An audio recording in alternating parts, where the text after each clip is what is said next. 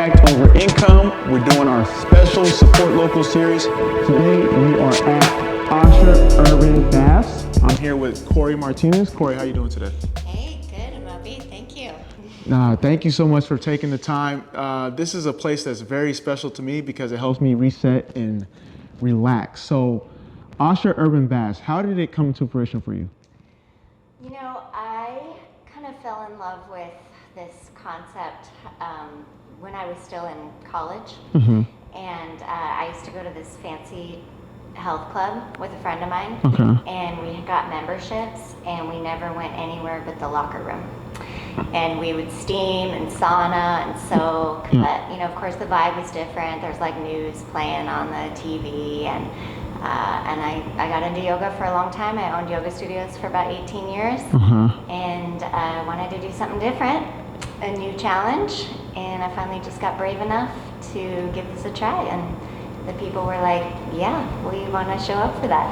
That's amazing. So what's that initial plan from like yoga, obviously looked you up, like extensive yoga career, to building something that really hasn't been seen before, at least in Sacramento? Yeah, well, when I started my first yoga studio, yoga also wasn't really mainstream. And I think I just really get excited about bringing something that seems to have a lot of value and a lot of richness to communities where they're not available, or they're not mainstream, or they don't exist. And so I've been dreaming about this concept, and I gave the idea to a lot of people over the years, but nobody wanted to act on it. Nobody wanted to act on it. And so when I was ready for something new, I was like, I think this is it. It still offers something really important to people and to the community, which matters a lot to me. And it wasn't something that existed, so I just was ready to give it a try. Exactly. So what exactly is Asha Urban Baths? Well, I think of it as like a place that you can go and reconnect with yourself, and also in community where you're forced to unplug and just be really present and do things that are not centered around alcohol or food. And so you're doing something also that's always going to be really good for you. So using a steam room, a sauna, soaking in warm water, going into the cold plunge, doing these things that have, you know, a lot of history to them, and people have a lot of experiences and how they help, you know, their mental and physical and spiritual health.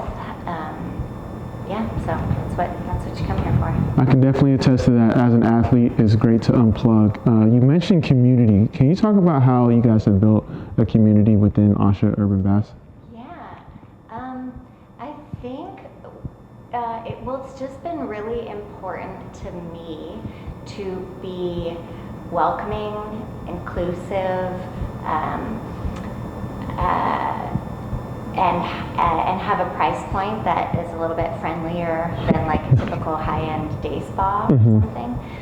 And so I think those things go a long way in helping us build community. And you know, we treat our staff well, and we treat our guests well, and we focus a lot on just treating people well and living our values and bringing them into business. And I think people feel that, and they like to be here because of that.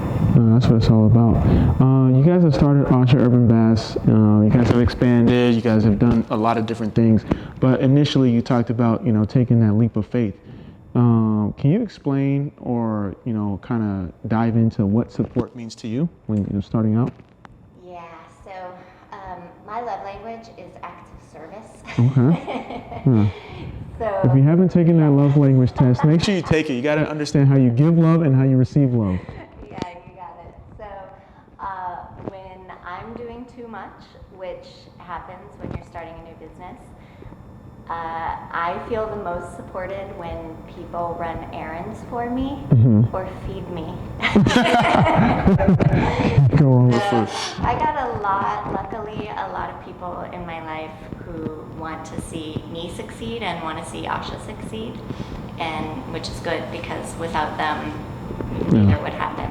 Yeah. And what does impact mean for you? Obviously, you know, you had a very successful yoga career. You know, you sold your yoga business, but this is a place where people can unplug, unwind. It's not really about, you know, trying to get as much foot traffic as you need. Obviously, that means a lot. But talk about what impact means for you.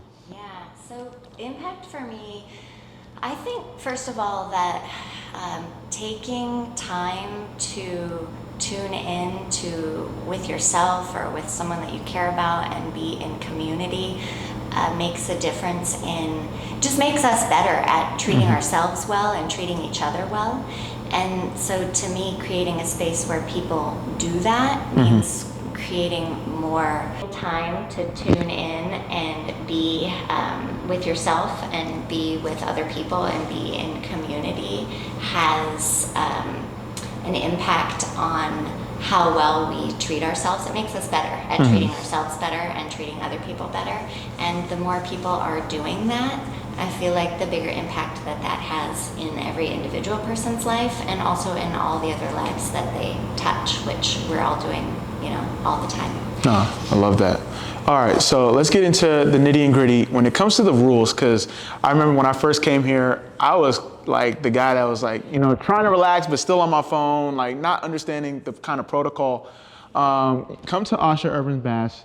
What's the routine? You know, is it cold plunge first? Is it warm tub first? What's the process?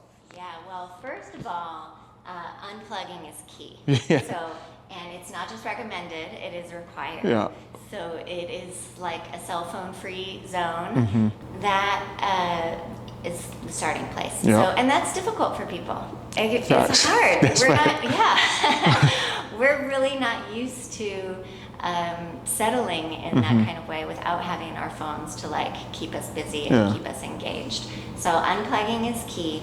And then once you're in here and you are unplugged, the kind of circuit that you do can be customized. Okay. But the most important thing is that you get warmed up, and you can do that in the warm pool. And then you get hot, which you can do in the steam room or in the sauna.